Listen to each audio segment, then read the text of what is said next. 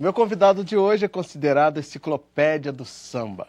Em 1975, ao lado de Wilson Moreira, Candeia e Ney Lopes, ele foi um dos fundadores do Grêmio Recreativo de Arte Negra e Escola de Samba Quilombo, uma iniciativa de resistência e resgate da cultura afro-brasileira. Eu tenho o prazer de receber o compositor, jornalista e radialista Rubem Confetti. Rubem, é um prazer muito grande, uma honra enorme ter você aqui. Muito obrigado por ter vindo.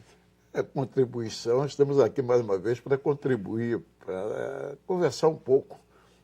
Você fala do Grêmio Recreativo e Arte Negra Quilombo.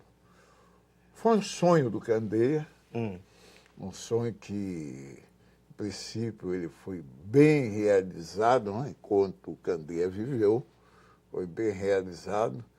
Mexeu um pouco com a cidade, em termos de samba, porque o Candeia tinha uma preocupação, que as escolas de samba estão criando departamentos culturais, que até então... Estavam se descaracterizando, né?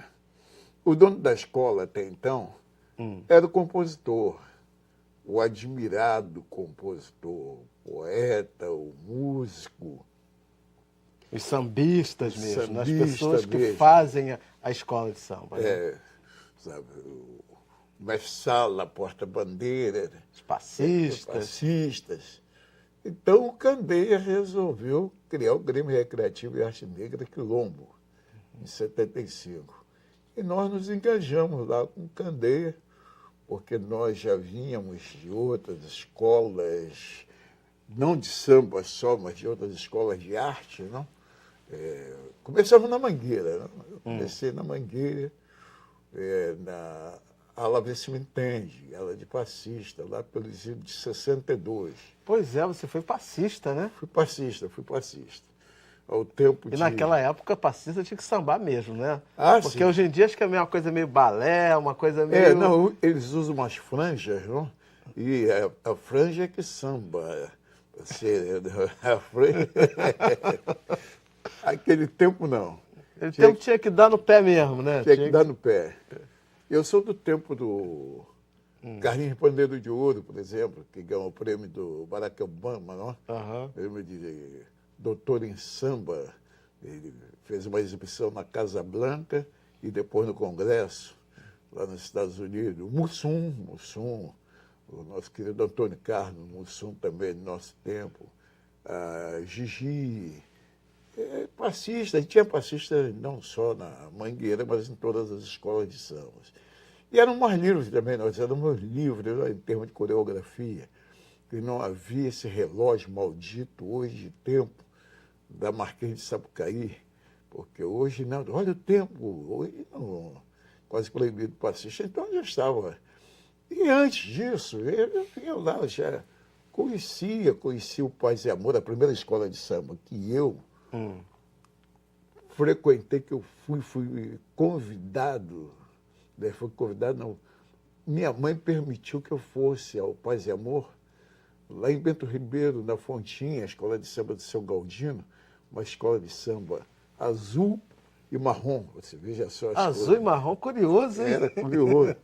Está vivo aí até hoje, um dos grandes artistas dessa escola, que foi o Davi do Pandeiro. Hoje é da velha guarda da Portela, mas ele realmente foi sensacional.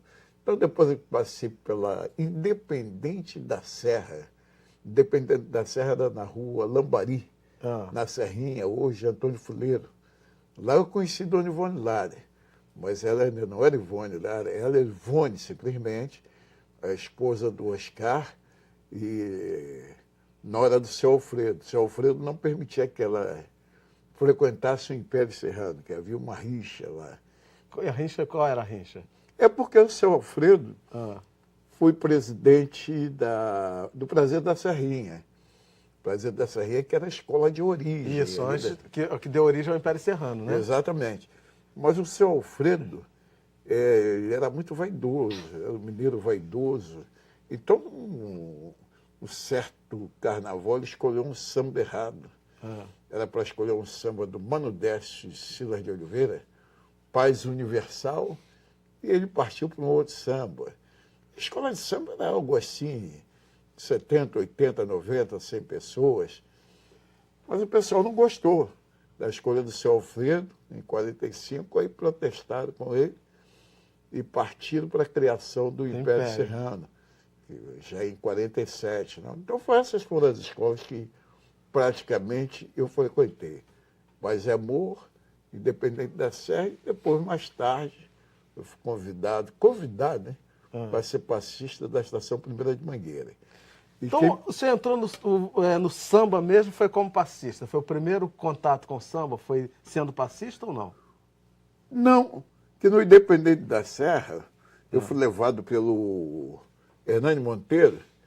Eu gostava de fazer poesia, eu gostava de escrever. Vou botar essas suas poesias, transformar em samba. Mas eram muito ruins, ele era muito ruim de música, entende? Eu tinha uma vergonha terrível do que acontecia. Mas foi a minha primeira experiência. Não desfilei no Independente da Serra. Então já começou como compositor, como compositor. Como compositor.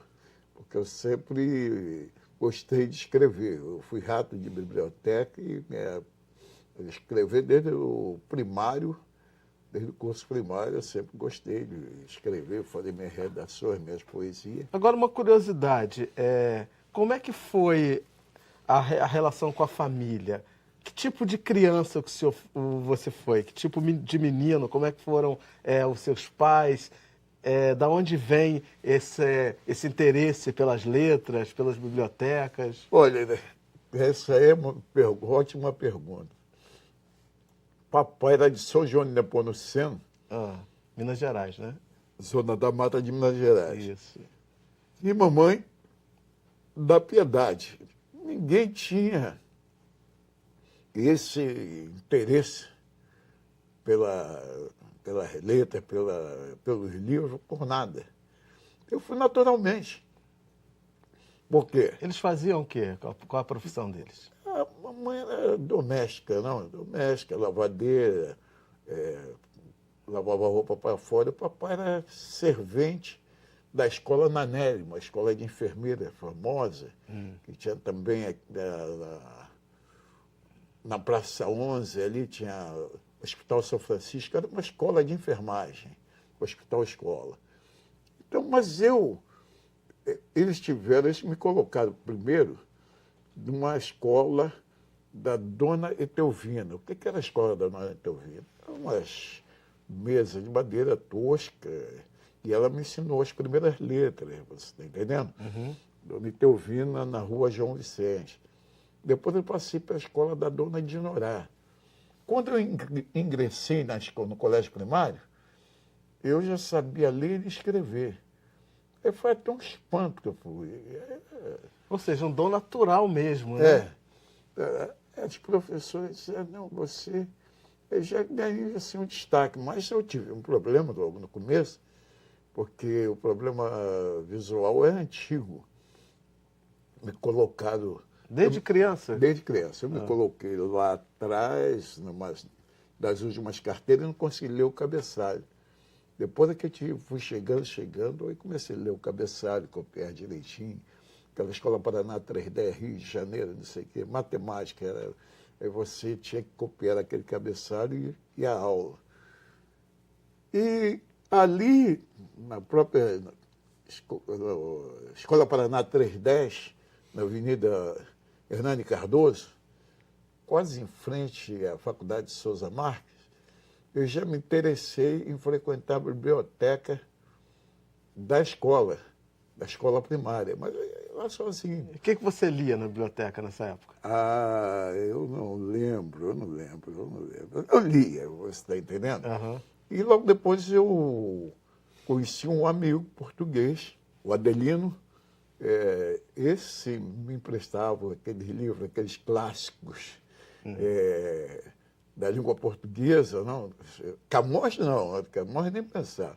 Ele me emprestava, eu lia, aquilo eu ia lendo, sem pretensão nenhuma, sem direção nenhuma. E aí fiz todo o curso primário por lá, e você ia até a quinta série, que era a admissão, E depois disso eu fui para... Eu tentei o Senac, mas não deu certo. Eu fui para a Imprensa Nacional, o Departamento de Imprensa Nacional, que tinha a Escola de Artes Gráficas, a maior parte gráfica do Brasil naquela época. A sua entrada no jornalismo foi por aí? Foi quando você foi para a gráfica, isso que te levou para o jornalismo? Basicamente, porque naquela época você só ingressava no jornalismo de duas maneiras. O curso de humanidades ou você entrava pela oficina. E eu entrei pela oficina, porque, paralelo à oficina, eu continuava frequentando a biblioteca, continuava escrevendo. Tanto que eu lembro que na imprensa nacional, um dia o professor passou uma redação para que eu falasse sobre a eleição, que havia a eleição aquele ano, poder do voto, o voto do povo, elegeu o povo elegendo seus candidatos. E eu fiz lá umas indagações, que quando ele leu a minha redação, me chamou de seu Rubem. Eu levei um susto. Você tinha quantos anos, Oscar? Eu tinha uns 16, 15, 16 anos. Eu magrela, com fome, desdentado, suburbano lá, tudo isso é chamado. Eu disse, poxa, sua redação é muito boa. Como que a redação é muito boa?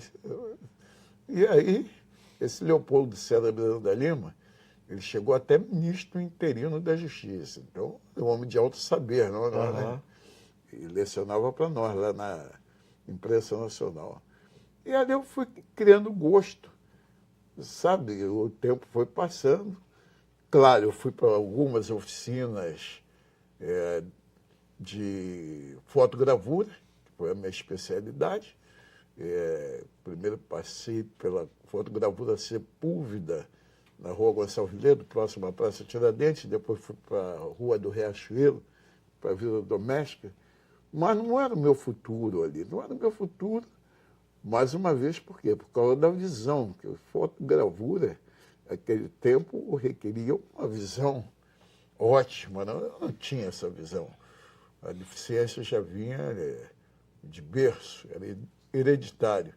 Eu tive problemas, até que eu passei por algumas indústrias, indústria farmacêutica, tecelagem, até que eu fui me descobrindo, escrevendo.